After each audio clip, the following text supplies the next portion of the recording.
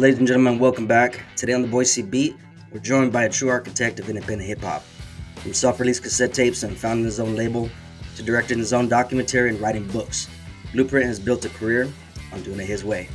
Let's get to know the mind of one of the underground's most prolific artists. Blueprint, what's happening, brother? Welcome. How you doing? Good, man. Thanks for having me. Yeah, you got it. No doubt. Let's jump right into it here. I wanna crack your brain a little bit on what you've been up to all the way dating back to the late 90s when you've been involved in this scene, right? Looking Mhm. back on those early days with Weightless Recordings, let's say, what's kept you hungry all these years and kind of still lights a fire for you now? Uh, I think what's kept me hungry is just the craft. The knowing that there's always something to learn. Hmm. As far as like production, that side of it to me is it's something that I'm always chasing and trying to get better at. From listening to records, being inspired by different kind of records, different genres of music, which inspires beat making and production. Um, That's one side of it. The other side of it is just as far as like the lyrics and songwriting is just trying to be the best songwriter I can be. Every year I'm always thinking about, or every record, like how can I articulate my message more clearly, more concisely, you know? And I go back and revisit some of my older stuff and I think about where I was at that time. Um, and then I always try to think, okay, where can I go next to try to get better? So Mm. those things keep me hungry. Obviously there's parts of it where it's like I never thought I would be doing it this long. Mm. So that part of it, being given opportunity to do this for this long is that's very inspiring by itself as well. Absolutely. Absolutely. Along those lines, you picked up some lessons along the way. And one of the things that, I think stands out as a beacon here is how you become an outspoken advocate for owning your own work and releasing music independently. What's some of the biggest lessons that you've learned about rights control and kind of carving your own lane when it comes to your own music? Uh Man, the biggest lesson I've learned is like this old saying goes, he who pays the piper picks the Mm. tune. Yeah, yeah. you know? I was just reading about that the other day. No joke. Yeah. Yeah. So that works in the music industry, man, where a lot of artists, they want to get signed or they want someone else to come in and write checks Hmm. and pay for their whole artistic career. Hmm. But they don't think about what happens when you let that person, Right. write that check. They write the check, so they're gonna pick and choose how things go, and you don't have any say or any real control. So early on in my career, I always tried to structure things to where I had a little more control. I've been, on Rhyme Sayers after being on my own label. And one thing that helped me was doing it myself. So when I knew how to do it all myself and we released records from other artists in Columbus, that gave me a better understanding of how things should work when I go to a label Hmm. and how to be an asset and how to make the best out of that situation. And Hmm. so that helped me tremendously about ownership. A lot of people don't think about ownership until, they leave a bigger situation and are left with nothing. Right. Too You know, late.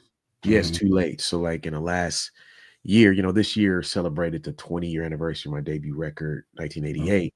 Congrats. I was thankful that like I went into that situation with Rhyme Sayers knowing that at some point I was going to get that record back and it Hmm. would be under my ownership again. And to still be around when that happened and to still be, have a viable career, getting that record back to me, that's like something I'm very happy with in terms of just ownership of my own catalog, you Yeah. know? And so I try to talk to artists about, hey, make sure you know how to do things yourself. Not not that you have to enjoy it, but Hmm. you got to know how to do it so that when you Yeah. try to either hire somebody to do it or someone wants to pick you up or sign you or make you part of their situation, you're not mad when things go a certain way. You Hmm. you understand the mechanics of this industry, and ownership is a big part of that. Absolutely. Absolutely. I don't know exactly when this juncture took place in your life, but I understand that you also credit sobriety for giving you kind of a whole new appreciation for your time, and how that impacted your craft. Like how did ditching alcohol reshape your whole focus and creative process? You made that. Yeah, I've been sober for this year marked 15 years, Wow. so May 15th, 2010 was when I stopped. And Mhm. it's been one of the best decisions I've ever made because like you said, your perception of time and how you spend it is shaped largely by like what you do, especially like if you're drinking. Mhm. When you're drinking, you're trying to kill time, you Yeah. know. When you're sober, you're trying to preserve it. Mhm. And so I found that I no longer try to kill time, like, oh, I'm bored, let me start drinking or whatever, because I Mhm. don't have anything to do. Once Mhm. you get sober, you know, time, you're much more cognizant of time. I used to play shows, and when I was drinking, shows used to fly by. I'd be on Mhm. stage for an hour, feel like 5 minutes because I Mhm. wasn't really cognizant of time. And then I got sober, and all of a sudden, like an hour feels like 2 hours now. Like, man, I'm So gonna you be better enjoy it. yeah, yeah, yeah. You better enjoy it because you're gonna be up there for a long time. You're gonna know everything that happens. You're gonna be more aware of every mistake you make, every good thing you do as well. But being more cognizant of time is very important, especially as we get older. When you're in Mhm. your teens and your 20s, you might be thinking, I just want time to pass. I got plenty of time. The Right. older you get, the more you recognize that you don't have forever. And the Mhm. time that you do have, you better use it wisely and constructively so that you don't be living with regrets. Yeah. A lot of people will drink away their best years Mhm. they could have been productive. And then they're older trying to get caught up. They Right. sacrifice too many years to the bottle. I didn't want to be one of those people. So I felt that for me to take the next step as an artist and be consistent, I couldn't be drinking anymore. So I had to cut it out. Yeah. Wow, that's wisdom, man. I hope people are paying attention to that. That's profound, definitely, because I think so many people get caught up in the hype of what exactly it is to be able to enjoy life and thinking that it always has to be constructed in a certain way with substance, with alcohol, with whatever. But it's like, man, if you're wanting to be a master of your craft, you got to eliminate distractions. You got to eliminate things that'll pull you away from that. So I Yeah. think that's wisdom for sure. Speaking of the live show environment, I've heard it described as you feel like there are more narratives than just a string of songs that you pack back to back and play on a list. I want to know about how you design that journey from start to finish. How do you design it for audiences, I should say, and then also, of course, do you have anything in store specifically for the Boise stop that you're going to be doing on this upcoming tour? Yeah. I've always looked at shows as like it's not just songs, because Hmm. it is a story. It's a story that we want to have look almost like three-act structure in story writing where you have a beginning, a middle, and an end. Yeah. And in the end, you clearly, if you want everybody to feel good when they leave, that means that you need to have songs in that place that elicit those feelings. You know, in the middle, you might have all this tension, and that's when conflict, appears in the three-act structure. And the first is just the beginning. Who we are, what we're Hmm. about, what we believe, the character introduction. And so I always have looked at sets in the same way. It's like a Hmm. three-act structure story format.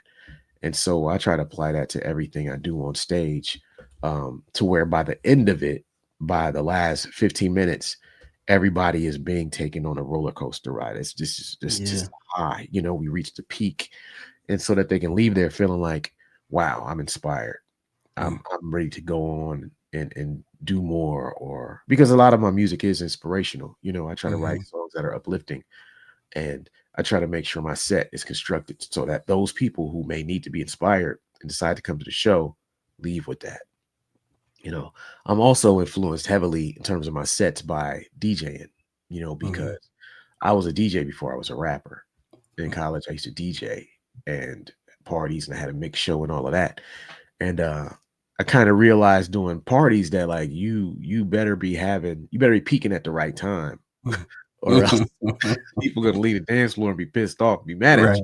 you. Right. So that kind of helped me learn before I even started putting together my sets, like the movement of of a set, how you can use music to tell a story to get people into it more and more as it goes along, And so Mhm. I always was into that, bringing that into my sets as I started putting together my sets, being my DJ.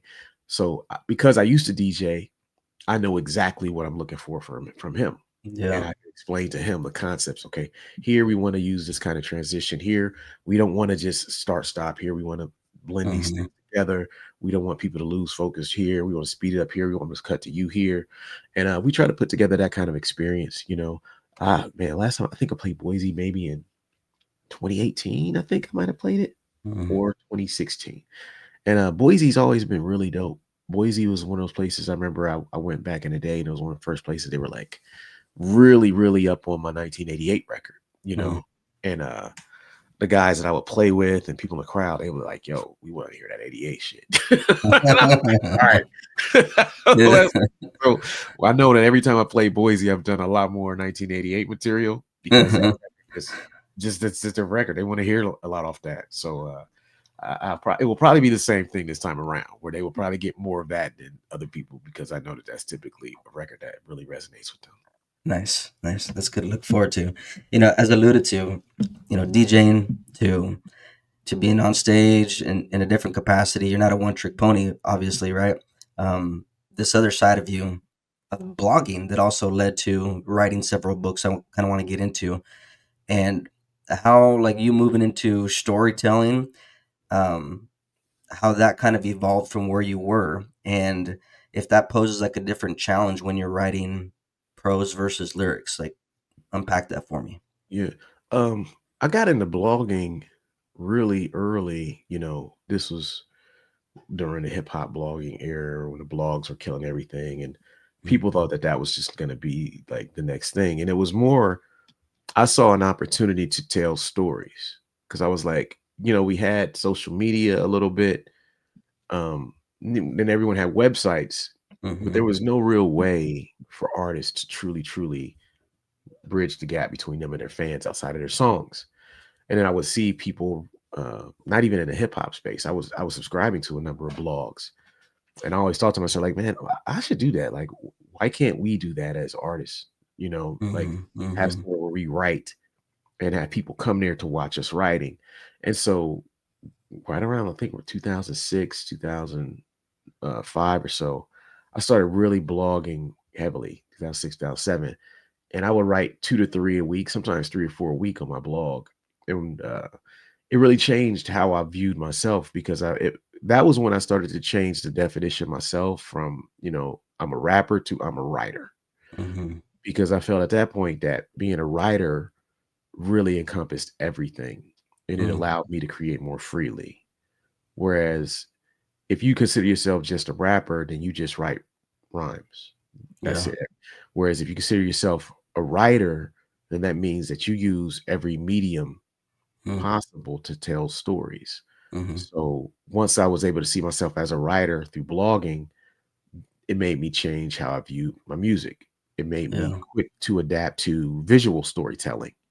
So Mhm. then I picked up the camera, and by the time I picked up the camera in 2010, I had saw myself as a writer. So I was like, oh, the camera is just another tool for me to tell stories. I'm Yeah. not a videographer, I'm a storyteller now. Yeah. And so I'm visually telling stories, which is an extension of what I learned from blogging that it doesn't have to be just rhymes, you Yeah. know. Um, even things down to email newsletters that I send out to people on my email list. They're like stories typically. Mm. If I write it, it's going to be at least 1,000 to 1,500 words.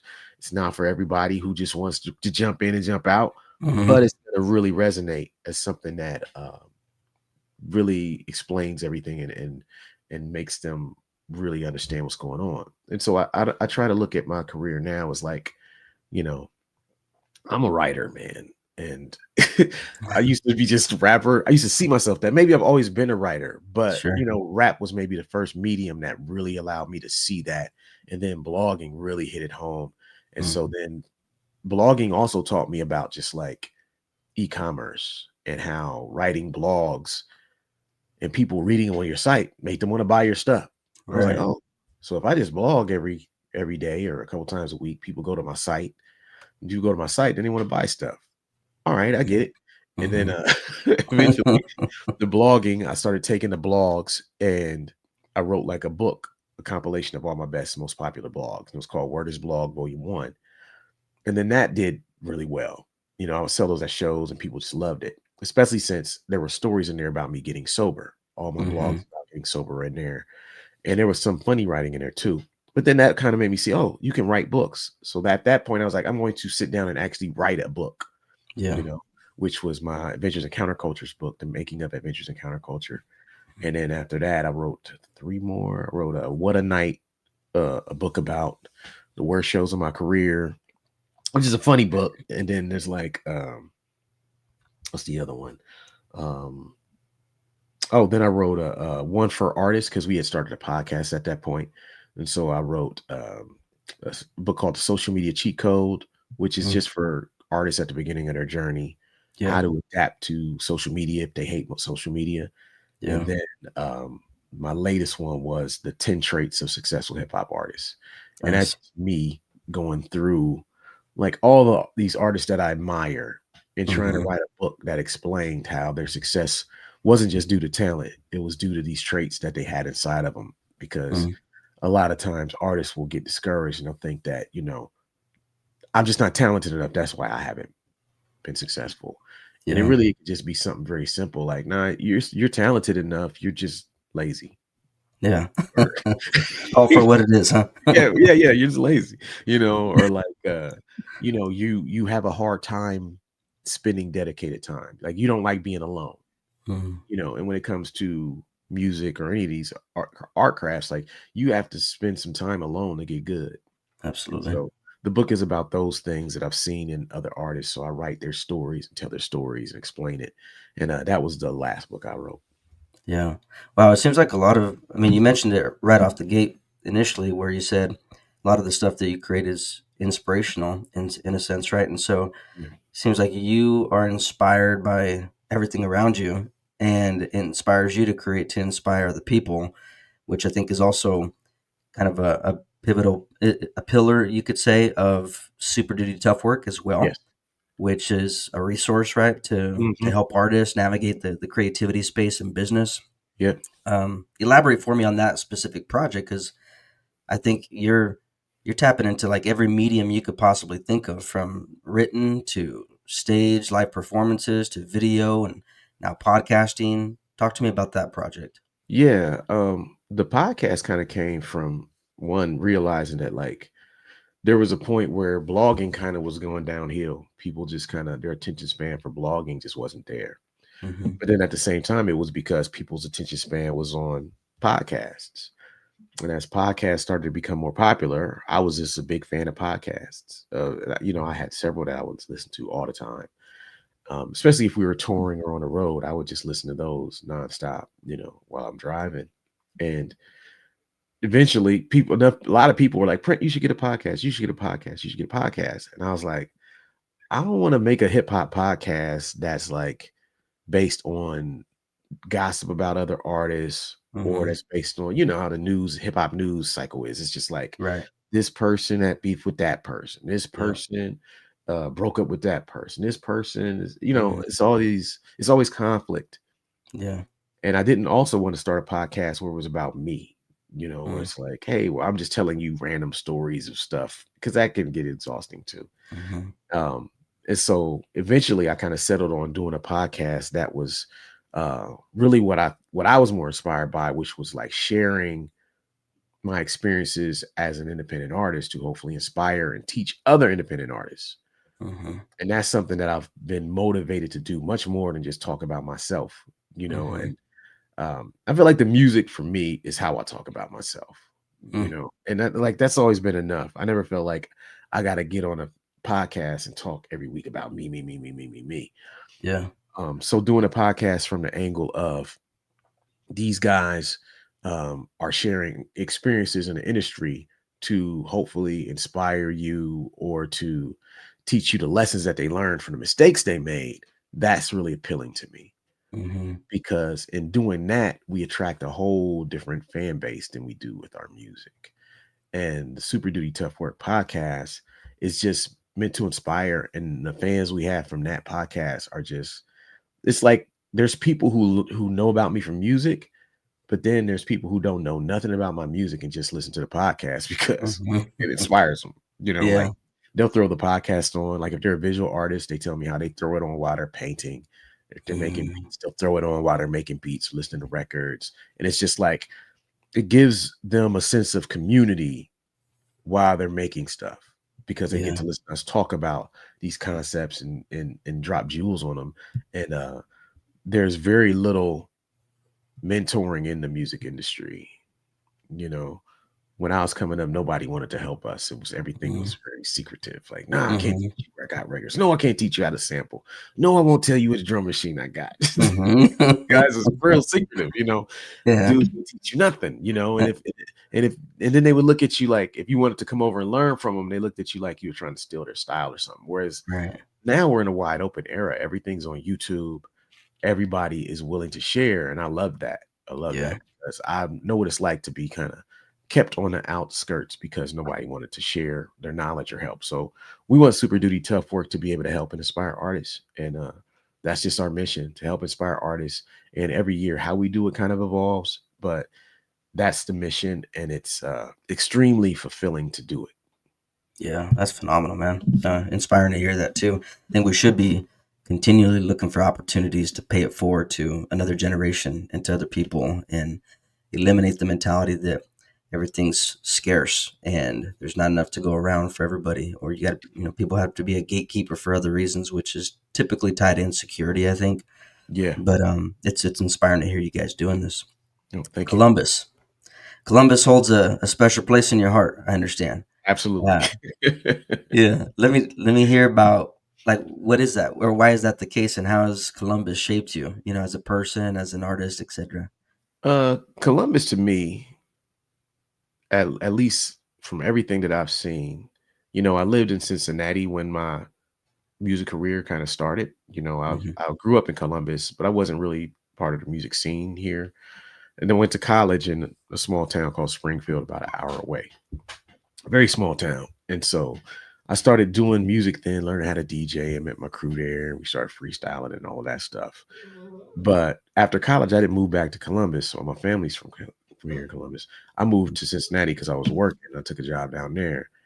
And when we first started getting involved in the scene, like Cincinnati was very tough, Hmm. very tough. It was like one of those places where you can you can do everything right, and it just doesn't resonate with people. People never champion you. And so I had a theory in like 2000. So like even in 2002 to 2004, when Soul Position was popping and Rhyme Sayers was just coming up and Weightless and all, we were really making a name for ourselves. I lived in Cincinnati, but Cincinnati was still really tough, very Hmm. tough market. No, we never were champion there like I felt we should have been. So then around 2004, I said, man, I'm gonna move back to Columbus. There's no reason for me to be here if this scene ain't cracking. And let's just Hmm. try this in Columbus. The rest of my guys are there. We'll see what happens. When we went to Columbus and we started doing the exact same things we were doing in Cincinnati, everything popped. Wow. We didn't change. So all of a sudden, the record stores would carry our records and help us. You know what I'm saying? All Yeah. of a Wow. sudden, venues would book our shows. They started answering emails. Uh-huh. All of a sudden, the local college radio and things like that would play the records, would have us on to interview us. The local, the weekly music entertainment papers would write about us. Um, and the people will come out. We're excited about us. We're championing us. Like, yo, these are our people. This Oh. is this is Columbus hip hop. Went from Cincinnati playing in front of 30 to 50 people to Columbus playing in front of hundreds of people. Mm. And within a year, and it would just kind of show me that sometimes like you can be doing the right thing, but sometimes you're just in the wrong place, Right. and you got to Hmm. be a place where like culturally they want to cheer for their people. And there's certain cities that are like that. Watching rhyme sayers come up in Minneapolis, very much like that. They root for their own. Hmm. Columbus has that same thing where we just want to see our people win. We're not here like hating on Mhm. nobody else, but when someone from Columbus has got it, we ride Mhm.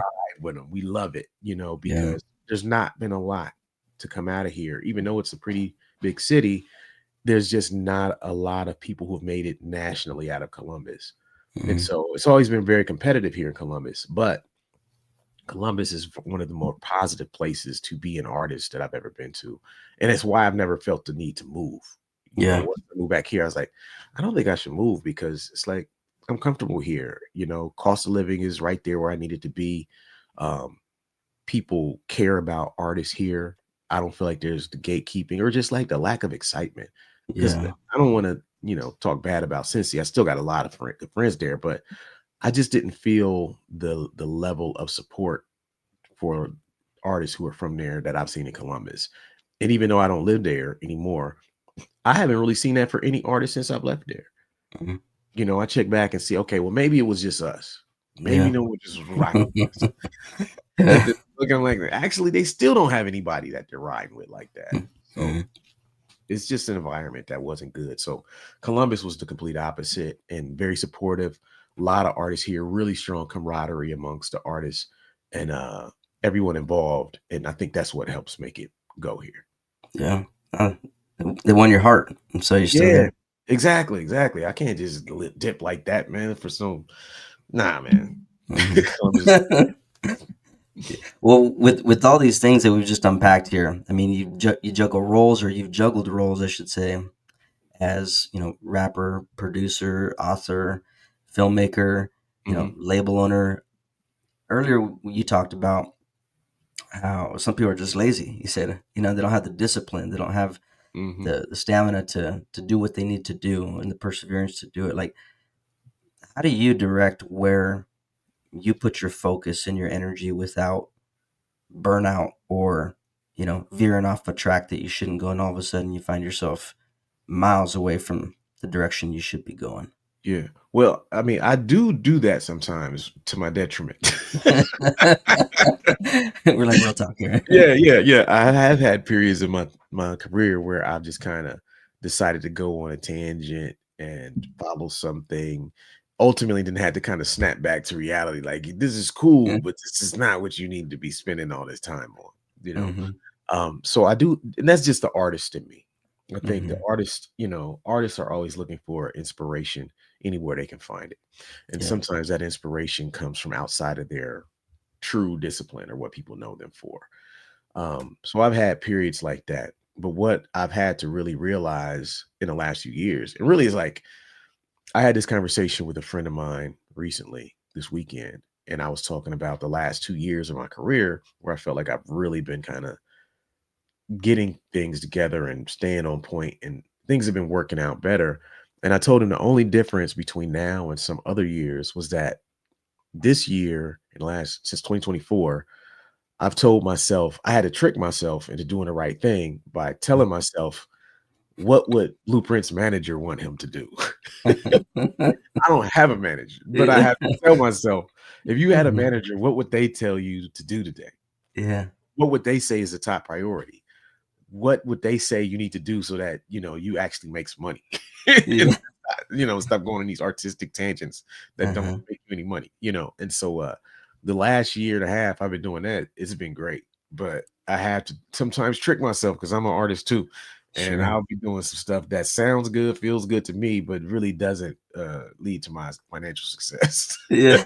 This is the second time you've mentioned something that reminds me of a book. This isn't a book plug by any means, but Yeah. no joke. I've been reading this book. It's called "Your Future Self Now" Yeah. by Dr. Benjamin Hardy, I think it is, and it speaks to these kind of concepts. Of like, who do you envision yourself to be, and if that future self were to look at you hmm now, like, what would they tell you? Like, how would that change the way that you do things in the now?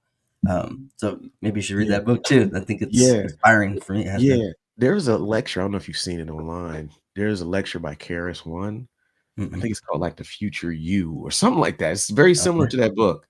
Mm, It's been out there for about 10 years. I watch it like every year or two. And he talks about really? the same concept. He talks about how you should be operating in the future version of yourself Yes. Yeah. because your future, because that's who's going to protect, Yep. you then. So like Uh-huh. you're making decisions now that affect the 10-year and the future version of you right now.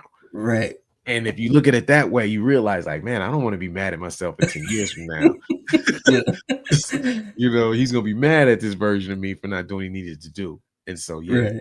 that viewpoint has always inspired me because like it's very easy to get caught up and not think long term.